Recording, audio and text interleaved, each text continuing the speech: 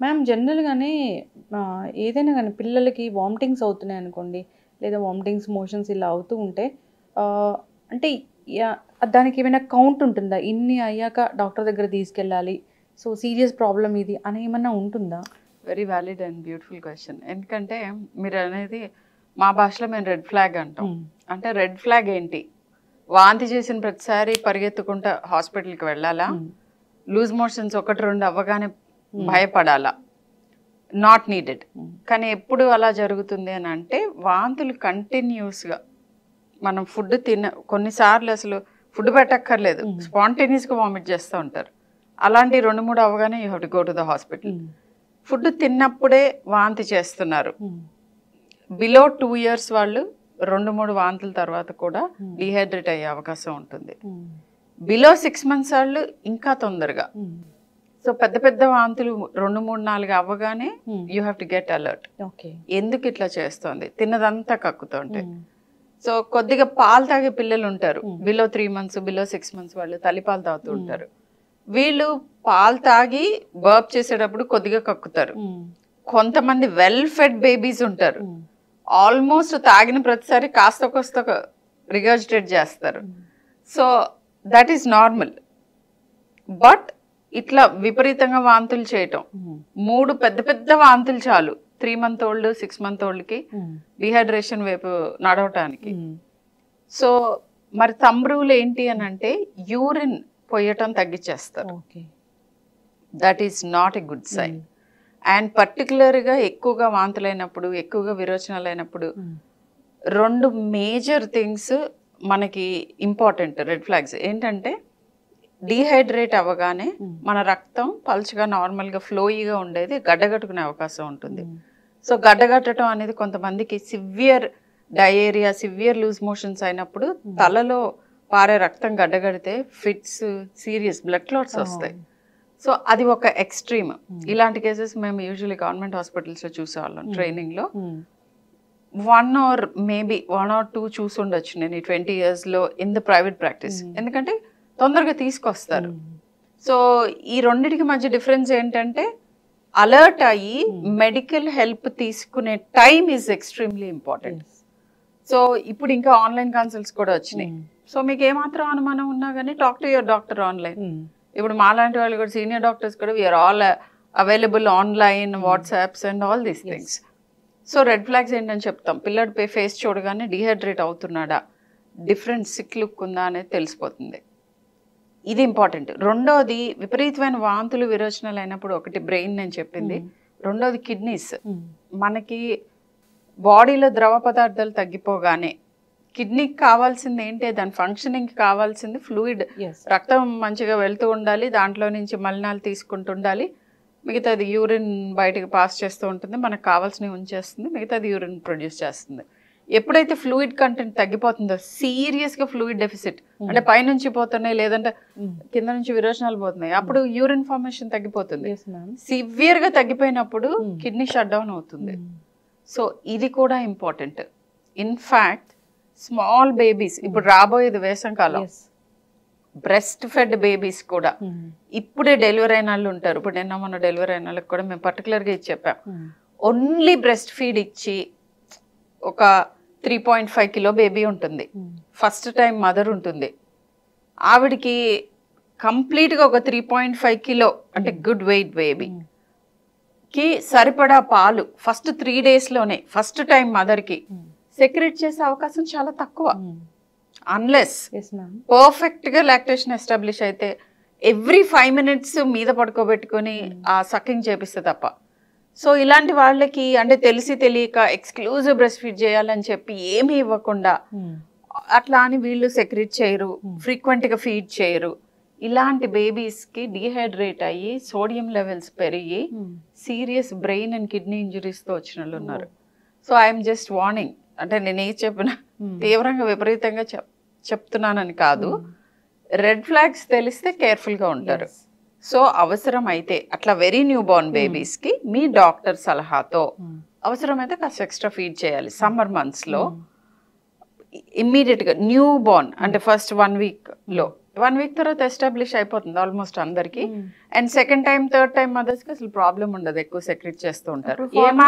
ఇవ్వచ్చా ఇట్లాంటి సిచ్యువేషన్స్ లో నార్మల్ గా ప్రాబబ్లీ ప్రపంచంలో one of the strongest advocator for breast feeding నేను.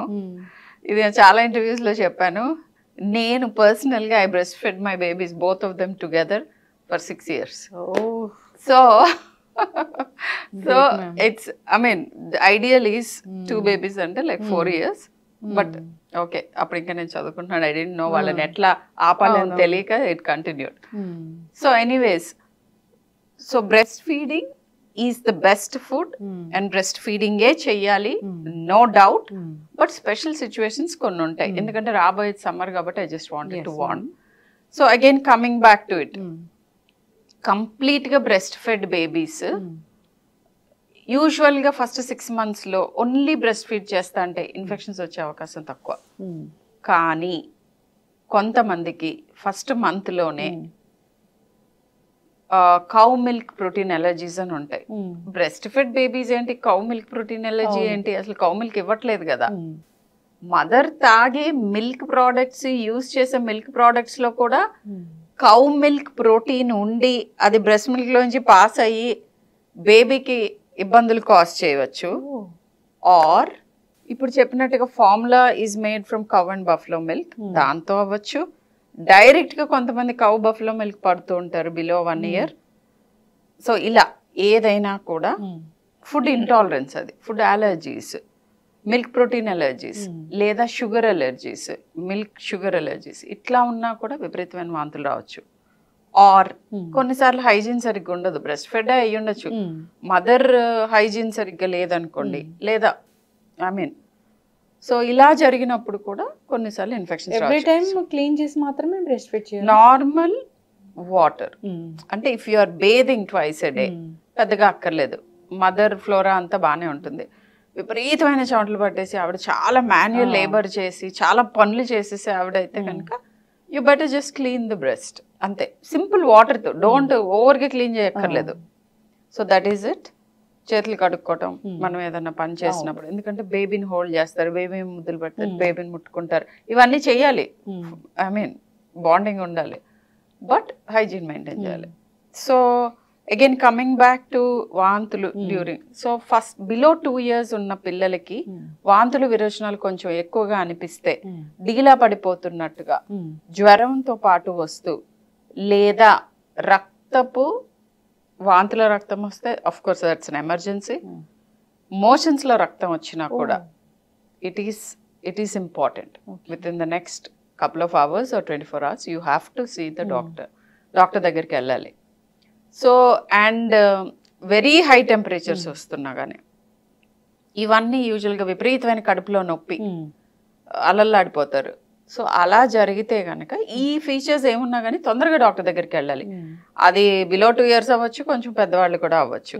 అంటే వాళ్ళకి కడుపులో నొప్పి వస్తుందని మనకి ఎట్లా తెలుస్తుంది? చిన్న బేబీస్కి. I think that was your question. So గట్టిగా ఎక్కువగా ఏడుస్తూ ఉంటారు, సివియర్ క్రయింగ్ ఎపిసోడ్స్ వస్తున్నాయి ఈ పిల్లలకి సడన్ గా లెస్ దాన్ 2 years కంటే. చెవిలో నొప్పి ఉంటుంది లేదా కడుపులో నొప్పి ఉంటుంది. కడుపులో నొప్పి అని ఎలా తెలుస్తుంది అంటే మిగతా ఫీచర్స్ ఉంటాయి. ఏంటి, వాంతులన్నా చేస్తూ ఉంటారు, విరోచనాలన్నా చేస్తూ ఉంటారు, లాట్ ఆఫ్ గ్యాస్ పాస్ చేస్తూ ఉంటారు. సో ఇవి ఏవి జరిగినా ప్లస్ ఎక్సెసివ్ క్రయింగ్ ఉంది అంటే మోస్ట్లీ కడుపు, ఇంటెస్టైన్. ఇన్ఫాక్ట్ పెద్ద పిల్లలకు కూడా కడుపులో నొప్పి అని చెప్తున్నారంటే లార్జ్ ఇంటెస్టైన్ ఇన్వాల్వ్మెంట్ అయిపోయింది అని అర్థం. ఎక్కువగా ఓన్లీ వాంతులు చేస్తున్నారు అని అంటే కడుపు కానీ ప్యాంక్రియాస్ కానీ ఎఫెక్ట్ అయినట్టు. సో ఇలా ఉంటుందన్నమాట. విరోచనాలు కొద్దిగా మొదలైనవి, కొద్దిగా వాంతులు కూడా అవుతున్నాయి, కొద్దిగా ఉంది అని అంటే స్మాల్ ఇంటెస్టైన్ దగ్గర, రఫ్గా చెప్తున్నాను. సో వీటిలో ఏమి జరిగినా కానీ ఎక్కువగా రిపిటేటివ్గా జరుగుతూ ఉంటే yes you have to go to the hospital. Yes ma'am, చాలా మందిలో మనం చూస్తూ ఉంటాం ఏంటంటే ఇప్పుడు డిహైడ్రేషన్ అయిపోతుంది ఒక 2 years బేబీస్కైనా కానీ ఈ ఓఆర్ఎస్ఎల్ అలాంటివి ఇస్తూ ఉంటారు డాక్టర్ దగ్గర తీసుకెళ్లకుండా. సో ఏంటి మ్యామ్, అది నిజంగానే పనిచేస్తుందా, అలా ఇవ్వచ్చా? Oral rehydration solution WHO formulate చేసింది, కొన్ని చోట్ల దొరుకుతుంది, అంటే అన్ని చోట్ల దొరుకుతుంది. కానీ WHO అని అడగాలి. ఓఆర్ఎస్ అని పెట్టుకుని పక్కనే ఒక చిన్న లెటర్ ఇంకోటి యాడ్ చేసి అవి ఇవి అవి WHO రికమెండ్ చేసినవి కాదు. దాంట్లో షుగర్ ఎక్కువ ఉంటుంది, సోడియం కూడా ఎక్కువ ఉంటుంది. వాటి మూలన కొన్నిసార్లు డయేరియా ఎక్కువ అయ్యే అవకాశం ఉంటుంది, లేదా కడుపులో నొప్పి ఎక్కువ అవ్వచ్చు. Coming back to your point, oral rehydration solution ఇవ్వటం శ్రేయస్కరమా కాదా? Perfectly good. కానీ డైల్యూషన్ ఇస్ వెరీ ఇంపార్టెంట్. ఇప్పుడు ప్యాకెట్స్ ఉన్నాయి, 200 ml లో కలిపే ప్యాకెట్లు ఉన్నాయి, లీటర్లో కలిపే ప్యాకెట్స్ ఉన్నాయి. కరెక్ట్గా వాల్యూమ్ ఆఫ్ వాటర్ ఆ పొడి రైట్ డైల్యూషన్లో చెయ్యకపోతే సేమ్ ప్రాబ్లం. ఎలక్ట్రోలైట్ ఇంబ్యాలెన్సెస్ లేకపోతే షుగర్ ఇంబ్యాలెన్సెస్ మూలన ఉన్న డయేరియా ఇంక ఎక్కువ అవ్వచ్చు. అండ్ ఇంకొకటి, ఓఆర్ఎస్ ఒక్కటే ఇస్తే మనకి అసలు పర్వాలేదా ఇంట్లోనే కూర్చోవచ్చు అంటే నో, ఓఆర్ఎస్ కూడా వామిట్ చేయొచ్చు. ఓఆర్ఎస్ విరోచనాలు కొద్దిగా జరుగుతున్నప్పుడు సరే, విరోచనం అయినప్పుడల్లా కొంచెం ఓఆర్ఎస్ తాగితే రీప్లెనిష్ అవుతాయి. మధ్యలో కొన్ని మంచినీళ్ళు కూడా తాగుతూ ఉండాలి.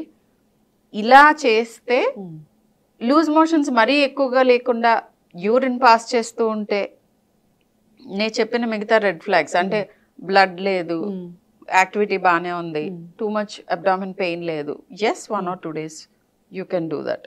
బట్ సివియర్గా వామిట్ చేస్తున్నారు, యంగ్ ఏజ్, విపరీతమైన నొప్పి అంటున్నారు, అప్పుడు ఓఆర్ఎస్ ఇచ్చుకుంటే కూర్చుంటే సరిపోదు. You have to treat. Summer వచ్చిందంటే పెద్దవాళ్ళకి ఈ డిహైడ్రేషన్ అనేది ఎక్కువగా అవుతుంటుంది. ఇంకా చిన్నపిల్లలు అయితే మనం చాలా జాగ్రత్తగా చూసుకోవాలి. సో ఖచ్చితంగా హాస్పిటల్కి తీసుకెళ్లాల్సిందే. అయితే మ్యామ్, అసలు ఇలాంటి రాకూడదు కాంప్లికేషన్ అంటే ఏమైనా ఒక జాగ్రత్తలు అంటే చెప్తారా? సో ఏంటంటే మోస్ట్ ఇంపార్టెంట్ థింగ్, ఈ కాలంలో ఎవ్వరు ఎట్టి పరిస్థితిలో చేయలేని పని అనమాట ఇది. ఏమిటి అంటే బయట ఉన్న ఫుడ్, బయట హోటల్ ఫుడ్స్ వీలైనంత, I will not say don't eat, at least 2 years వరకు ఎట్టి పరిస్థితుల్లో మీ పిల్లలకి అవుట్ సైడ్ ఫుడ్ పెట్టద్దు. ఎందుకు 2 years అని ఇట్లా నొక్కి వక్కనిస్తున్నాను, ఐ మీన్ నాకు వదిలేస్తే 5 years అంటాను.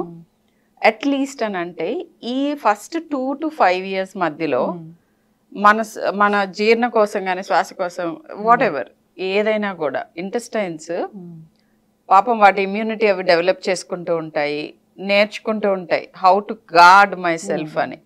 ఈ లోపే మీరు భయానక బీభత్సమైన ఆర్గనిజమ్స్ అన్ని వాటిలోకి చూపిస్తే ఇమ్యూనిటీ ఇంకా మెచ్యూర్గా ఉండదు, మెచ్యూర్ అవుతూ ఉంటుంది ఇమ్యూన్ సిస్టమ్. అండ్ చాలా ఇంట్రెస్టింగ్గా అండ్ సాడ్గా ఎర్లీగా ఇన్ఫెక్షన్స్ ఫస్ట్ 2 yearsలో కనుక ఈ మామూలు ఇన్ఫెక్షన్స్ ఏమైనా పట్టుకుంటే ప్రోటోజోవల్ కానీ లేకపోతే బ్యాక్టీరియల్ కానీ అవి ఒక పట్టాన వదలవు, క్రానిక్ ఇన్ఫెక్షన్స్ కింద అవుతాయి. అండ్ ఫస్ట్ 2 yearsలో ఈ ఇంటెస్టైన్ కనుక ఇన్ఫెక్షన్స్ వచ్చి ఇట్లా persistent diarrhoeas, recurrent diarrhoeas, chronic డయేరియాస్లోకి వెళితే మన ఎదుగుదల కూడా ఎఫెక్ట్ అవుతుంది. అదే కాకుండా ఇప్పుడు కొత్తగా కనుక్కుంటున్నది ఎక్కువ ఫేమస్ అవుతుంది, కొత్తగా కాకపోయినా, ఏమిటి అని అంటే కొన్ని ఇన్ఫెక్షన్స్, ఫర్ ఎగ్జాంపుల్ క్యాంపెలోబాక్టర్ జెజునై అని ఉంది, ఇప్పుడు చాలా ఫేమస్, వింటూ ఉన్నాం, మాకు నోటెడ్ కూడా అయిపోయింది. ఎగ్జాక్ట్లీ. సో ఆ క్యాంపెలోబాక్టర్కి ఉన్న స్పెషాలిటీ ఏంటంటే ఇన్ఫెక్షన్ కాజ్ చేస్తుంది, బ్లడీ డయేరియా వస్తుంది, ఫీవర్ వస్తుంది, వామిటింగ్స్ వస్తాయి, ఇవన్నీ వస్తాయి. అది సరే, మిగతా వాటి అన్నిట్లాగా డిసెంట్రీ కాజ్ చేయటమే కాకుండా దీనికి ఒక స్పెషాలిటీ ఏంటంటే ఇది ఆటో ఇమ్యూనిటీని కూడా ట్రిగర్ చేస్తుంది. చేసి నర్వ్స్కి అగేన్స్ట్ క్యాంపెలోబాక్టర్ని చంపడానికి మన బాడీ ఫైట్ మొదలు పెట్టిన తర్వాత దాని ప్రోటీన్కి మన ఓన్ బాడీలో ఉన్న నర్వ్ సెల్ ప్రోటీన్స్కి చాలా సిమిలారిటీ ఉంటుంది. సో ఏమవుతుందంటే మన బాడీలో ప్రొడ్యూస్ అయిన యాంటీబాడీస్ మన బాడీని అటాక్ చేసి మన నర్వ్స్ని డ్యామేజ్ చేసి గిలియన్ బ్యారీ సిండ్రోమ్ అని కాళ్ళు చేతులు పెరాలిసిస్ రావటం, కొన్నిసార్లు రెస్పిరేటరీ మజిల్స్ ఇన్వాల్వ్ అయితే ఫాస్ట్గా అసెండ్ అయ్యే పెరాలిసిస్ అయితే వెంటిలేట్ చేయాల్సి రావటం, and in certain unfortunate people they might die.